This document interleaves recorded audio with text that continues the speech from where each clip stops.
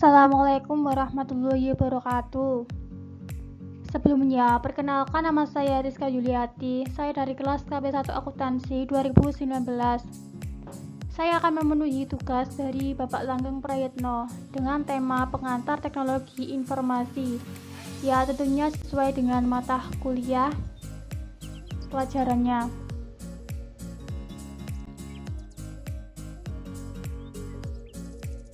Apa itu pengantar teknologi informasi? Yaitu ilmu yang mencakup teknologi komunikasi untuk memproses, menyimpan informasi melalui komunikasi yang secara cepat. Contohnya seperti komputer dengan alat komputer.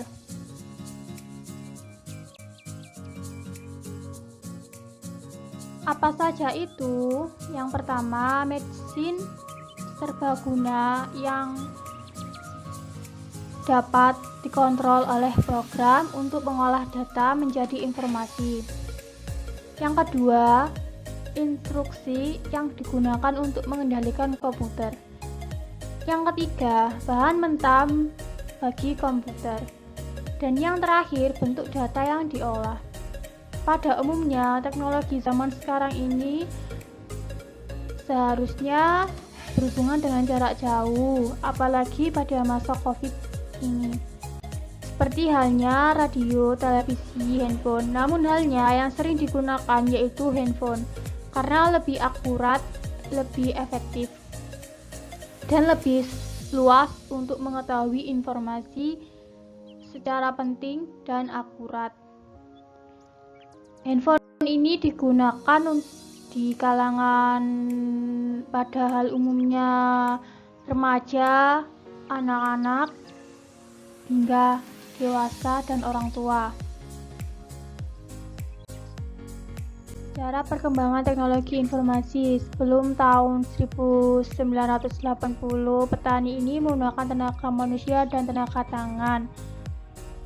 Abad dari tahun 1800 sampai dengan 1807 bekerja di pabrik menggunakan tenaga manusia dan mesin. Abad informasi 1957 sampai dengan sekarang ini menggunakan tenaga teknologi dan milenial.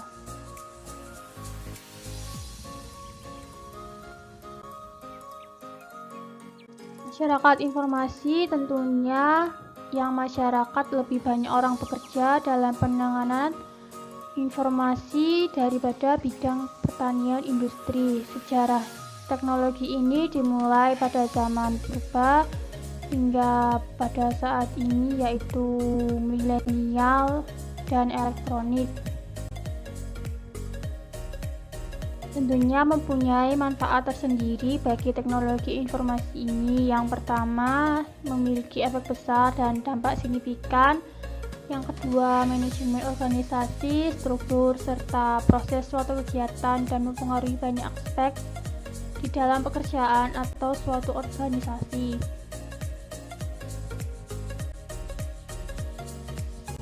Teknologi informasi ini dibutuhkan seperti tugas manajemen, pengaruh globalisasi, perlunya response time cepat dengan tekanan persaingan.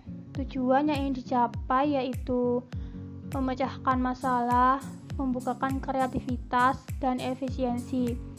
Fungsinya untuk mengolah informasi kembali dan melakukan transmisi.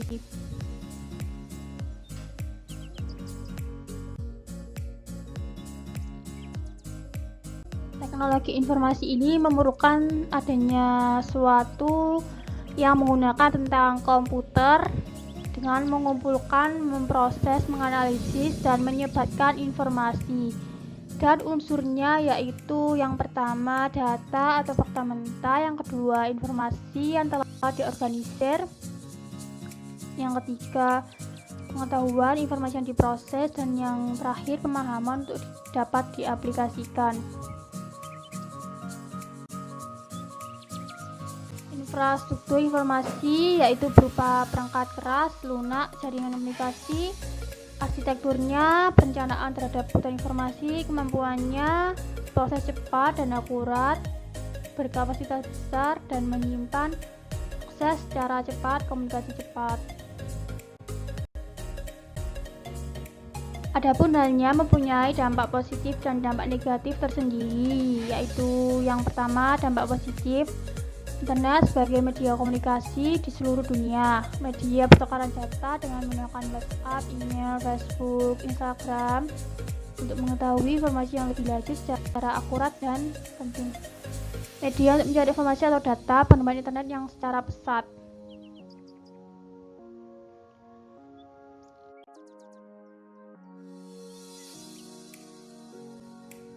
Dan yang kedua ialah dampak negatif. Di zaman ini, di dalam kehidupan sehari-hari, kekejaman dan kesadisan juga banyak ditampilkan di dalam media sosial. Karena segi bisnis dan isi pada dunia internet tidak terbatas, maka para pemilik situs ini menggunakan segala macam cara agar dapat menjual situs mereka, ya dengan cara yang bersifat tabu atau ilegal. Penipuan, hal ini memang merajalela di bidang manapun. Di dalam kehidupan sehari-hari pun juga ada. Internet pun tidak luput dari serangan sang penipu ini. Cara yang terbaik ialah tidak mengindahkan atau tidak tertarik pada hal-hal yang bersifat indah, harus lebih hati-hati. Yang terakhir ialah carding. Memang sifatnya real time atau langsung. Cara belanjanya dengan menggunakan kartu kredit. Biasanya umumnya kalangan anak muda ini menggunakan Shopee atau Lazada yang paling banyak digunakan dalam dunia internet. Ya, tentunya harus hati-hati di peluang ini. Para penjahat memanfaatkan internet pun paling banyak melakukan kejahatan di dalam bidang carding ini.